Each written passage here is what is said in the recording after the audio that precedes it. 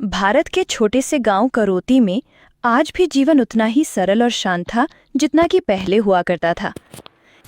इसी गांव में रहती थी शारदा, जिसकी दो बेटियां थीं, जिनका नाम लक्ष्मी और मोहिनी था। दोनों बहनों में अक्सर ही विवाद हुआ करता था, कभी भी उनकी आपस में बनी नहीं रहती थी। वे हमेशा एक दूसरे से झगड़ा करती रहती थीं। उनकी माँ शारदा उन्हें बहुत समझाती, लेकिन वो भी अब हार चुकी थी। भला खाना बनाते बनाते कौन थक जाता है? खाना तो वैसे ही आराम से बनाना होता है, और तुम उसमें भी थक गई। अच्छा, अगर खाना बनाना इतना ही आसान है तो आज से तू ही खाना बनाना। फिर तुझे पता चलेगा कि खाना बनाना कितना कठिन है। थोड़ी सी भी भूल चूक होती है तो सभी खाने की थाली लेकर सुनाने लग जाते हैं। मुझे खाना बनाने से कोई दिक्कत नहीं है, लेकिन जब भी मैं खाना बनाती हूँ तो सभी मेरे खाने की बहुत ही बुराई करते हैं। मैं इतने अच्छे से खाना बनाती हूँ, फिर भी किसी को मेरा खाना पसंद नहीं आता है। मैंने जब पिछली बार खाना बनाया था तो माँ ने मुझे कितनी डांट सुनाई थी, इसलिए मैं अब खाना नहीं बनाऊंगी। हाँ, आ गया ना समझ में। खाना बनाने में भले ही मेहनत कम है, लेकिन जिम्मेदारी बहुत ज़्यादा है। इसलिए अब जल्दी से झाड़ू लगा, मैं फिर बर्तन धो दूंगी। दोनों बहनों में इसी तरह काम को लेकर झगड़ा हो रहा था। तभी उनकी माँ शारदा वहाँ पर आ जाती है। तुम दोनों की उम्र अब शादी के लायक हो गई है, लेकिन तुम्हारी हरकतें बिल्कुल बच्चों वाली ही है। थोड़ा शर्म करो। आस पड़ोस के लोग सुनेंगे तो क्या कहेंगे कि ये लोग इतने बड़े बड़े होकर भी अभी तक एक दूसरे से लड़ते झगड़ते रहते हैं। तुम दोनों की इस लड़ाई झगड़े से मैं बिल्कुल परेशान हो गई हूँ। इस घर में तभी सुकून आएगा जब तुम में से किसी एक की शादी हो जाएगी। हाँ माँ, तुमने बिल्कुल सही कहा। ये लक्ष्मी की ही शादी आप कर दो। यही मुझे हमेशा लड़ती झगड़ती रहती है। जब अपने ससुराल में काम करना पड़ेगा तो इसको समझ में आएगा कि मेहनत करना किसे कहते हैं। मैं भला क्यों शादी करूं? मुझसे बड़ी तो तुम हो, तो इसीलिए तुम्हारी शादी ही होनी चाहिए, जो इतनी कामचोर है कि सिर्फ खाना बनाने में ही थक जाती है। अब तुम दोनों बिल्कुल चुप कर जाओ, वरना एक एक कान के नीचे लगा दूंगी। मोहिनी, तुम चुपचाप जाओ और झाड़ू लगाओ, और लक्ष्मी, तुम खाना बनाकर बर्तन धोने चली जाओ। और अब कोई भी लड़ाई झगड़ा नहीं होना चाहिए। चुपचाप अपना काम करना। इतना कहकर शारदा वहाँ से चली जाती है। अरे शारदा बहन, घर में हो या नहीं? जरा सुनती हो? मुझे एक कटोरी चावल दे दो जरा। मेरे घर चावल खत्म हो गए हैं। हाँ हाँ बहन, क्यों नहीं। लक्ष्मी, जरा एक कटोरी चावल लेकर आना। आओ ना रामदुलारी बहन, अंदर आ जाओ। और बताओ शारदा बहन, तुम्हारी बेटियां तो अब शादी के लायक हो गई हैं, तो उनकी शादी के बारे में क्या सोचा है? हाँ बहन, तुम्हारी बात तो बिल्कुल सही है, लेकिन मैंने सोचा है कि पहले बड़ी बेटी की शादी करूं, उसके बाद छोटी की शादी करूं। हाँ, लेकिन तुम्हारी बड़ी बेटी बहुत ही संस्कारी है और छोटी बेटी में भी काफी गुण है, लेकिन वो बहुत ही लड़ाकू स्वभाव की है। जब देखो किसी न किसी से लड़ने लग जाती है। अरे, क्या ये चावल रामदुलारी चाची को चाहिए था? मुझे तो लगा कि कोई भिखारी आया है, इसलिए मैं ये छोटी वाली कटोरी में चावल लेकर आई हूँ। चुप कर जा लक्ष्मी, बड़ों से ऐसी बात करते हैं क्या? जा, बड़ी कटोरी में चावल लेकर आ। माफ करना रामदुलारी चाची, मैं आपको भिखारी समझ बैठी। वैसे आपकी शक्ल थोड़ी थोड़ी भिखारी से मिलती भी है। हंसते हुए लक्ष्मी बड़ी कटोरी में चावल लेने चली जाती है। कुछ भी कहो शारदा बहन, तुम्हारी छोटी बेटी बहुत ही नकचड़ी और बदतमीज है। बताओ, आज मुझे भिखारी ही बना दिया। अरे अरे रामदुलारी बहन, तुम बुरा मत मानो। तुम तो जानती ही हो, लक्ष्मी बचपन से ही थोड़ी उल्टी मिजाज की है। उसे बच्ची समझकर माफ कर दो। फिर लक्ष्मी बड़ी कटोरी में चावल ले आती है और रामदुलारी चाची को दे देती है। चावल लेकर रामदुलारी अपने घर चली जाती है। लक्ष्मी महारानी, सुबह के 6 बज चुके हैं। अब जल्दी से उठ जाओ और जंगल से लकड़ियाँ लेकर आ जाओ। अरे क्या हुआ? मैं कितना अच्छा सपना देख रही थी, लेकिन तूने मेरा सपना पूरा नहीं होने दिया। कम से कम सपने में तो मुझे सुकून से जीने दे। सपना बाद में देखना, पहले जंगल से लकड़ियाँ लेकर आ जा। लकड़ियाँ खत्म हो गई हैं और खाना भी नहीं बना है। अगर खाना नहीं बना तो माँ बहुत गुस्सा करेंगी और उसकी जिम्मेदार तू होगी। हाँ हाँ, हर चीज़ की जिम्मेदार तो मैं ही हूँ। आज तो मेरा दिन ऐसे ही मनहूस ही बीतेगा, क्योंकि मैं सुबह सुबह ही तेरी शक्ल देख ली है। फिर लक्ष्मी लकड़ी लेने के लिए जंगल की ओर निकल जाती है। वो जंगल में चलते चलते मन ही मन बड़बड़ाने लगती है। मुझे सुबह सुबह इतनी जल्दी उठकर जंगल में लकड़ियाँ लाने के लिए भेज दिया। पता नहीं ये गरीबी इतना दुख क्यों देती है। काश ऐसा हो जाए कि मैं भी पैसे वाली बन जाऊं। फिर मुझे इतना दुख नहीं उठाना पड़ेगा। इस तरह से अपनी किस्मत को दोष देते हुए लक्ष्मी जंगल में लकड़ियां लेने के लिए आगे बढ़ रही थी। तभी एक पेड़ के नीचे उसे एक लड़का दिखाई देता है जो बेहोश पड़ा हुआ था। जब लक्ष्मी की नज़र उस लड़के पर जाती है तो वो उसके पास जाती है और उसे हिलाकर उठाने की कोशिश करती है। अरे, लगता है ये लड़का किसी अमीर घराने से है। इसकी पोशाक और इसके कपड़े बहुत ही महंगे लग रहे हैं, लेकिन ये यहाँ पर इस सुनसान जंगल में क्या कर रहा है? मैं पास के तालाब से थोड़ा सा पानी लाकर इसको जगाने की कोशिश करती हूँ। फिर लक्ष्मी तालाब की ओर जाती है और एक बड़े पत्ते में थोड़ा सा पानी लाकर उस लड़के के मुंह पर छिड़कती है, जिससे कि वो लड़का बेहोशी से जाग जाता है। अरे, ये मैं कहाँ पर हूँ? क्या मैं जिंदा हूँ या फिर मुझे किसी भूत ने खा लिया है? अरे अरे, तुम डरो मत, तुम अभी जिंदा हो और मेरे सामने हो। तुम पहले ये बताओ कि तुम कौन हो और यहाँ पर इस जंगल में क्या कर रहे हो? मैं एक जरूरी काम से दूसरे गांव गया था। वो यहाँ से 80 मील दूर है। मैं जब अपने घर की ओर आने के लिए निकला तो शाम हो गई थी। तभी मेरे घोड़े ने किसी सांप को देख लिया और वो बेकाबू हो गया और वो मुझे इस जंगल में लेकर आ गया। मैं जब यहाँ पर पहुंचा तो मुझे बहुत ही डर लग रहा था। तभी मुझे भूत की आवाज सुनाई दी और मैं डर के मारे बेहोश हो गया। बेहोश ही हुए हो या फिर कुछ गिला पिला भी कर दिया है? गिला पिला? ये तुम क्या बोल रही हो? मैं कुछ समझा नहीं। अरे अरे, कुछ नहीं। अब तुम अपने घर चले जाओ, नहीं तो फिर से भूत दिख गया तो बेहोश हो जाओगे। दोनों हंसते हैं और अपने अपने रास्ते चले जाते हैं। वो अगले दिन उसी जंगल में लक्ष्मी का इंतजार करता है। अरे, क्या आज तुम फिर से रास्ता भूल गए हो जो इस जंगल में बैठे हो? नहीं लक्ष्मी, मैं सिर्फ तुमसे बातें करने के लिए यहाँ पर तुम्हारा इंतजार कर रहा हूँ। तुमने मेरी जान बचाई है, तो क्या हम दोस्त बन सकते हैं? मैं तुम्हारा इशारा समझ रही हूँ। देखो, मैं गांव की एक गरीब माँ की बेटी हूँ, तो जो सपने तुम सजा रहे हो वो सच नहीं हो सकते हैं। इसलिए तुम यहीं से वापस चले जाओ तो तुम्हारे लिए ज्यादा अच्छा होगा। तुम्हें पहली नजर में देखकर ही मुझे तुमसे प्यार हो गया था। मैंने सोचा था कि ये बात तुम्हें कुछ दिनों बाद बताऊंगा, लेकिन तुम तो बहुत पहले ही सब कुछ समझ गई। इसलिए मैं तुमसे सीधे सीधे पूछ रहा हूँ, क्या तुम मुझसे शादी करना चाहती हो? मैं तुम्हें बहुत खुश रखूंगा। इतना सुनकर लक्ष्मी शर्माते हुए वहां से चली जाती है और आरव अपने माता पिता को इस शादी के लिए मनाने लग जाता है। हाँ, मैं तुम्हारी बात समझ रहा हूँ कि वो लड़की बहुत ही सुंदर और संस्कारी है। वो हमारे घर को अच्छे से संभाल लेगी। लेकिन बेटा, शादी विवाह में इतनी जल्दबाजी नहीं करते हैं। तुम एक बार और अच्छे से सोच लो। तुम हमारी इकलौती संतान हो। मैं नहीं चाहता हूं कि तुम्हारी जिंदगी में कोई भी दुख या तकलीफ आए। पिताजी, लक्ष्मी बहुत ही अच्छी लड़की है। मैं उसके साथ हमेशा खुश रहूंगा। भले ही वो गरीब है, लेकिन उसका दिल बहुत ही साफ है। आप कृपा करके शादी के लिए हाँ कर दीजिए। ठीक है, अगर तुम इतना ही कह रहे हो तो कल हम उस लड़की को देखने के लिए चलेंगे। अगर हमें लड़की पसंद नहीं आई तो हम तुम्हारी शादी उस लड़की से नहीं करेंगे, ये बात याद रखना। आरव अपने माता पिता की बात मान जाता है। दूसरी ओर लक्ष्मी ये सोचकर बहुत ही खुश थी कि अब उसकी गरीबी के दिन खत्म होने वाले हैं। अब रात भर तारे गिनते ही रहेगी क्या? चल, अब सो जा। अगर आरव अपने माता पिता को लेकर आ गया तो तेरी शादी पक्की हो जाएगी। माँ ने भी अब तो हाँ कर दी है, फिर तुझे किस बात की चिंता हो रही है? सच बताऊं तो मुझे बहुत ही खुशी हो रही है कि अब मैं इस गरीबी के जाल से बाहर निकल जाऊंगी। बस मैं ये सोच रही हूँ कि आरव के माता पिता मुझे देखकर शादी के लिए हाँ कर दे। तो उसकी चिंता मत कर, वे तुझे देखकर हाँ ही करेंगे। हाँ, इतना भरोसा तो मुझे खुद पर ही है, क्योंकि मैं सुंदर भी हूँ और मेरी बातें भी बहुत ही अच्छी हैं। इसलिए तो आरव एक बार में ही मेरी बातों को सुनकर मुझे पसंद कर लिया।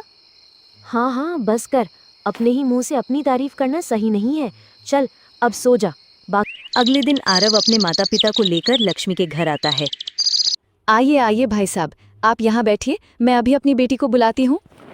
फिर शारदा अपनी बेटी लक्ष्मी को बुलाती है। लक्ष्मी सुंदर सी लाल साड़ी पहने हुए बाहर आती है। जैसे ही आरव के पिता की नज़र लक्ष्मी पर पड़ती है तो वो उसे एक नज़र में ही पसंद कर लेते हैं। वाह बेटा, तुम्हारी पसंद को तो सलाम है। मुझे लक्ष्मी बहुत ही पसंद आई। यही हमारे घर की बहू बनेगी। बहन जी, हमारी तरफ से ये रिश्ता बिल्कुल पक्का समझिए। अब जल्द ही इनकी शादी की तारीख तय कीजिए। इस तरह कुछ ही दिन बाद आरव और लक्ष्मी की शादी हो जाती है। अब घर में सिर्फ मोहिनी और उसकी माँ बची थीं। अब घर की सारी जिम्मेदारी मोहिनी पर आ गई थी, क्योंकि माँ बूढ़ी थी और उनसे ज़्यादा काम नहीं हो पाता था। एक दिन जब मोहिनी जंगल से लकड़ी लेकर आती है तो अपनी माँ को देखकर उसके होश उड़ जाते हैं, क्योंकि उसकी माँ बेहोश होकर जमीन पर पड़ी हुई थी। वो जल्दी से अपनी माँ को उठाकर किसी तरह पलंग पर लेटा देती है और दौड़कर डॉक्टर को बुलाकर लाती है। डॉक्टर शारदा का चेकअप करते हैं, तब उन्हें पता चलता है कि उसे एक गंभीर बीमारी है। बेटी मोहिनी, तुम्हारी माँ को एक गंभीर बीमारी है और इस बीमारी का इलाज जल्द से जल्द करना होगा, वरना ये बीमारी लाइलाज हो जाएगी। हाँ हाँ डॉक्टर चाचा, मैं तो अपनी माँ का इलाज करवाने के लिए तैयार हूँ। बताइए मुझे क्या करना होगा। तुम्हारी माँ को एक गंभीर बीमारी है, इसका इलाज गांव में नहीं हो पाएगा। इसके लिए तुम्हें अपनी माँ को शहर के अस्पताल में ले जाना होगा और इसमें खर्च भी बहुत ज्यादा आएगा। खर्चा बहुत ज्यादा आएगा? लेकिन कितना डॉक्टर साहब, आप कुछ अंदाजा बताइए। मेरे अंदाजे से तो लगभग 50,000 रुपए का खर्च आएगा, तब जाकर तुम्हारी माँ बिल्कुल स्वस्थ होगी। अगर तुमने 3 महीने के भीतर अपनी माँ का इलाज नहीं करवाया तो उन्हें बचाना बहुत ही मुश्किल हो जाएगा। इसलिए तुम जल्द से जल्द पैसों का इंतजाम करके अपनी माँ का इलाज करवा लो। 50,000 रुपए, ये तो बहुत ही ज्यादा है डॉक्टर साहब। मेरे पास तो अभी सिर्फ 1-1.5 रुपए ही होंगे। मैं इतने सारे पैसों का बंदोबस्त भला कैसे करूंगी? देखो बेटी, तुम्हारी माँ को बचाने का यही एक अंतिम रास्ता है। अगर तुम 50,000 रुपए का इंतजाम कर पाओ तो तुम्हारी माँ बच जाएगी, वरना फिर सब कुछ ऊपर वाले के हाथ में है। अब मैं चलता हूँ, तुम अपनी माँ को समय समय पर दवाई देती रहना। इतना कहकर डॉक्टर वहां से चल जाता है और मोहिनी अपनी माँ के पास बैठकर पैसों का इंतजाम करने का रास्ता ढूंढने लग जाती है। तभी उसे अपनी छोटी बहन लक्ष्मी की याद आती है। अरे हाँ, लक्ष्मी की शादी तो बहुत ही अमीर घराने में हुई है, तो मैं उससे ही 50,000 रुपए मांग लेती हूँ और धीरे धीरे उसको लौटा दूंगी। अब मुझे देरी नहीं करनी चाहिए, मैं जल्दी से लक्ष्मी के घर चलती हूँ। लक्ष्मी का गांव दूसरे कस्बे में था। मोहिनी जल्दी जल्दी लक्ष्मी के घर की ओर चली जाती है। कुछ देर की थकान भरी यात्रा करने के बाद वो लक्ष्मी के घर पहुंच जाती है और लक्ष्मी का गेट खटखटाती है। अरे मोहिनी, तुम जल्दी से घर के अंदर आ जाओ। बताओ मोहिनी, आज मेरे घर कैसे आना हुआ और तुम इतनी चिंता में क्यों हो? क्या कोई बात हो गई है क्या? हाँ बहन, तुमने बिल्कुल सही समझा। माँ की तबीयत बहुत ज़्यादा ख़राब है और उन्हें एक बीमारी हो गई है जिसके इलाज के लिए मुझे 50,000 रुपए चाहिए। डॉक्टर ने कहा है अगर हमने अपनी माँ का इलाज शहर के अच्छे हॉस्पिटल से नहीं कराया तो माँ को बचाना मुश्किल हो जाएगा।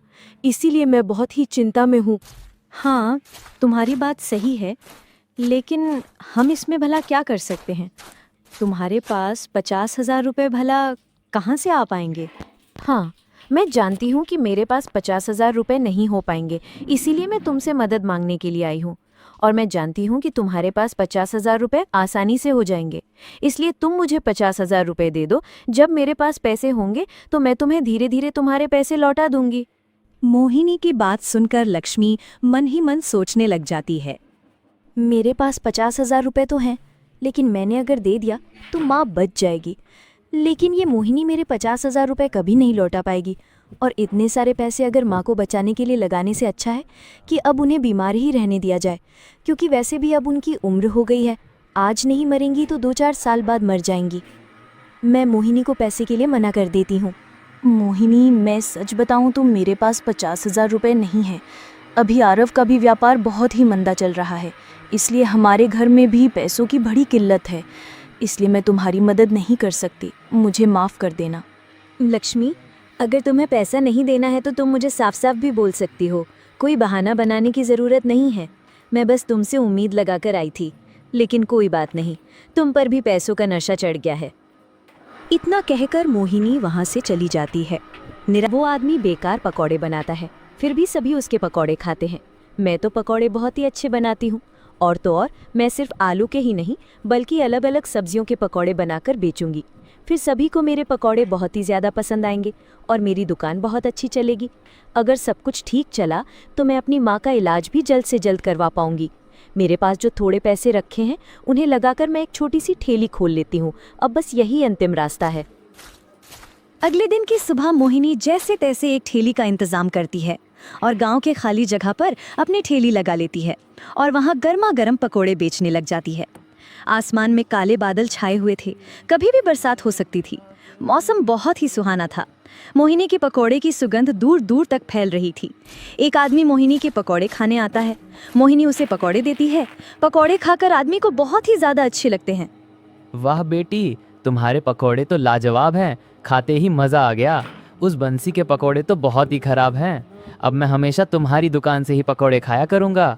20 रुपए के पकोड़े मेरे घर के लिए भी दे दो। इसी तरह एक एक करके सभी मोहिनी के पकोड़े खाने लगते हैं और क्योंकि मोहिनी अलग अलग सब्जियों के पकोड़े बनाकर बेच रही थी, इसीलिए सभी को वो बहुत ज़्यादा अच्छे लगते हैं और उसकी एक दिन की कमाई 1000 रुपये हो जाती है। दूसरी ओर अब बंसी के पकोड़े कोई नहीं खाता है। अरे बंसी भाई, ये क्या बना रखा है? पकोड़े तो ऐसे लग रहे हैं जैसे रबड़ खा रहे हों। अरे महेशवा, का कही दिया, ई पकोड़वा तो ऐसन लागत है जैसे 2 दिन पुरान आटा मिक्स करी दीहिन। तेलवा में तो ऐसन बास आवत है जैसे गैया के खुर धोनी जात हो। सही कहा, तेल तो पूरा काला पड़ चुका है।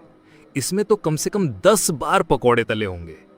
अरे तेलवा, इता घिया की जगैया में रुइया जैसन काला भई गवा और पकौड़ा खात खात दाढ़ मन फंस जात है। मने ऐसन लागत है जैसे कोनो पत्थर की कचौड़ी खा रही हुई। उफ, और ये आलू के टुकड़े देखो, आधे कच्चे हैं। लगता है दुकान वाले ने आलू बिना धोए ही काट कर घोल में डाल दिए। हाय, अलुआ तो ऐसन हुवन जैसे खेत से खोण के सीधा कड़ाही में डाल दीहिन। धोवन नहुवन तक का चीज होई। भाई यही दिक्कत है इन ठेलों पर। सस्ता बेचने के चक्कर में लोग साफ सफाई का ध्यान ही नहीं रखते। अरे महेशवा, तू ठीक कहा था हुआ। का गरीब का अमीर सबका पेट ता एके हौ। यदि पेटवा बिगड़ी गवा त दिन रात सब चौपट। बिल्कुल सही। और ये देखो, मिर्ची के पकोड़े भी आधे जले हुए हैं और आधे कच्चे। ई पकोड़ा ना महेशवा आधा नरकवा से आवत है और आधा सरगवा से। एक काटो तो ऐसा लागत है जैसे कोनो कचरा चबावत हो, दूसर काटो तो जैसे कच्चा मिर्चवा चबाई दिया। सही कहा। अरे भाई, अगर ऐसे ही खाना पड़ा तो कल अस्पताल जाना पड़ेगा। अरे तब तो हम कही थे कि सस्ता देख के खरीदब तो पेटवा भर के जगह बीमारी भरी जाइब। सच है। अच्छा, अब आगे से हम दोनों तय करेंगे कि जहां साफ सफाई ना दिखे वहां से कुछ नहीं खाएंगे। हाँ हो, और देख उ ठेला पर लोगन का भीड़ लगल हवन। हमार गांव में तो कहावत है, भीड़ देख के माल न खरीदिया, स्वाद देख के खरीब। माँ देखो, आज पूरे 1500 रुपए की कमाई हुई है। अगर इसी तरह चलता रहा तो मैं तुम्हारा इलाज जल्द से जल्द करवा दूंगी। हाँ बेटी, मेरा आशीर्वाद तेरे साथ है। तू बस इसी तरह ईमानदारी से पकौड़े की दुकान लगाती रहे। मैं तो कोई मदद कर नहीं सकती, वरना मैं भी काम में तेरा हाथ बटा देती। कोई बात नहीं माँ, आप सिर्फ आराम करो, मैं सब कुछ अच्छे से संभाल लूंगी। आप बिल्कुल भी चिंता मत करो। मोहिनी ने अब 50,000 रुपए इकट्ठा कर लिए थे और उसने अपनी माँ का इलाज एक बड़े अस्पताल में करवाया, जिससे कि उसकी माँ अब बिल्कुल ठीक हो जाती है। धीरे धीरे ये बात लक्ष्मी के कानों तक पहुँच जाती है। अरे लक्ष्मी, क्या तुम्हें पता है कि तुम्हारी बहन ने पकौड़े की दुकान लगाई है और वो अलग अलग सब्जियों के पकौड़े बनाकर बेचती है और उसकी दुकान बहुत अच्छी चलती है। नहीं, मुझे ये बात पता नहीं थी। और वैसे भी अगर पकौड़े बेच रही है तो इसमें कौन सी बड़ी बात है? अरे बड़ी बात ये है कि उसके पकौड़े की दुकान बहुत अच्छी चलती है और वो दूर दूर के गांव में मोहिनी पकौड़े वाली के नाम से प्रसिद्ध हो गई है। उसकी एक दिन की कमाई 4 से 5,000 रुपए हो जाती है। मोहिनी की कमाई का सुनकर लक्ष्मी की आंखें चमक जाती हैं। वो मोहिनी की कमाई से जलने लग जाती है और उसे पीछे हटाने का सोचने लग जाती है। फिर लक्ष्मी अपने मायके चली जाती है। वहाँ पर मोहिनी और शारदा लक्ष्मी को देखकर बहुत ही खुश हो जाते हैं। मोहिनी, मुझे माफ़ कर देना। माँ के इलाज के लिए मेरे पास सच में पैसे नहीं थे, इसलिए मैं तुम्हारी मदद नहीं कर पाई। अगर तुम चाहो तो मुझे कुछ भी बोल सकती हो, मैं तुम्हें कुछ नहीं बोलूँगी। अरे नहीं नहीं बहन, तुम मुझसे कैसी बातें कर रही है? जो हो गया उसे भूल जाओ। अब देखो, हमारे घर की आर्थिक स्थिति बहुत ही अच्छी हो गई है। अब कोई चिंता नहीं है। अब तो तुम भी आ गई हो, हम खुशी खुशी रहेंगे। अगले दिन जब मोहिनी रसोई में पकोड़े के लिए बेसन घोल रही थी, तभी लक्ष्मी चुपके से उसमें पेट दर्द की दवा मिला देती है। ठेले पर सब कुछ सामान तैयार करके जब मोहिनी पकौड़े बेचने के लिए जाती है तो हर दिन की तरह सभी उसके पकौड़े बड़े चाव से खाते हैं। पकौड़े खाते ही सभी के पेट में दर्द होने लग जाता है। अरे मोहिनी, आज तुमने पकोड़े में क्या मिला दिया है? खाते ही मेरे पेट में दर्द होने लगा है। तुमने बिल्कुल सही कहा चुन्नू भाई, मेरे पेट में भी दर्द हो रहा है। पता नहीं आज मोहिनी ने पकौड़े में क्या मिला दिया है। एक एक करके सभी पेट दर्द की शिकायत करने लग जाते हैं। ये देख मोहिनी को कुछ समझ में नहीं आता है। आप सभी मेरी बात सुनिए, मुझे माफ़ कर दीजिए। हो सकता है कि बेसन पुराना हो या फिर तेल में कोई दिक्कत हो। आप आज के पकोड़े के पैसे मत दीजिए और मुझे माफ़ कर दीजिए। आगे से ये गलती नहीं होगी। मोहिनी की ईमानदारी और उसके बातों को सुनकर सभी मोहिनी को माफ कर देते हैं। अगले दिन भी लक्ष्मी चुपके से बेसन में पेट दर्द की दवा मिला देती है। दूसरे दिन भी जब सभी पकौड़े खाते हैं तो वे पेट दर्द की शिकायत करने लग जाते हैं।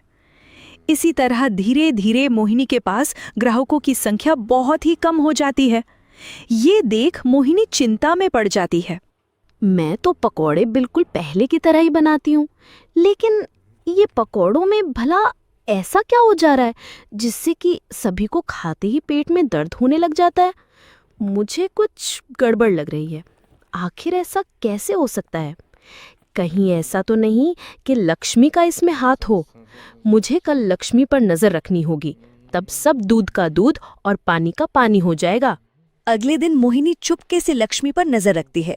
लक्ष्मी जब पेट दर्द की दवा बेसन में मिला रही थी, तभी मोहिनी उसे रंगे हाथों पकड़ लेती है। सामने मोहिनी को देखकर लक्ष्मी के होश उड़ जाते हैं। लक्ष्मी, मुझे पता था कि तुम मुझसे हमेशा से जलती हो, लेकिन तुम इस हद तक गिर जाओगी ये मैंने कभी नहीं सोचा था। तुमने मेरी दुकान बंद करवाने के लिए बेसन में पेट दर्द की दवा मिलाई? नहीं नहीं मोहिनी, ये तो स्वाद बढ़ाने वाली दवा है। लगता है कि तुमने मुझे बिल्कुल पागल समझ रखा है। अब तुम सच सच बता दो, वरना मुझसे बुरा कोई नहीं होगा। लक्ष्मी डर के मारे सारी बातें मोहिनी को बताने लग जाती है। बहन, मुझे माफ कर दो। मैंने तुम्हारी अच्छी कमाई और प्रसिद्धि सुनी तो मैं तुमसे जलने लग गई और मैंने तुम्हारी दुकान बंद करवाने के लिए बेसन में पेट दर्द की दवा मिला दी। अरे लक्ष्मी, तेरी सोच कितनी गंदी है। मुझे शर्म आ रही है ये बोलने में कि तू मेरी बेटी है। अब तू चुपचाप यहाँ से अपने ससुराल चले जा। शर्मिंदा होकर लक्ष्मी अपने ससुराल चली जाती है और फिर मोहिनी अपने पकौड़े की दुकान लगाने लग जाती है और धीरे धीरे फिर से उसके पास ग्राहकों की भीड़ लगने लग जाती है। हराम की रोटी कभी पेट नहीं भर सकती। मेहनत की कमाई चाहे कम हो, पर वो ही सच्चा सुख देती है। जलन और लालच से केवल रिश्ते ही नहीं बल्कि जिंदगी भी बिगड़ जाती है। इसलिए सदा ईमानदारी से जियो।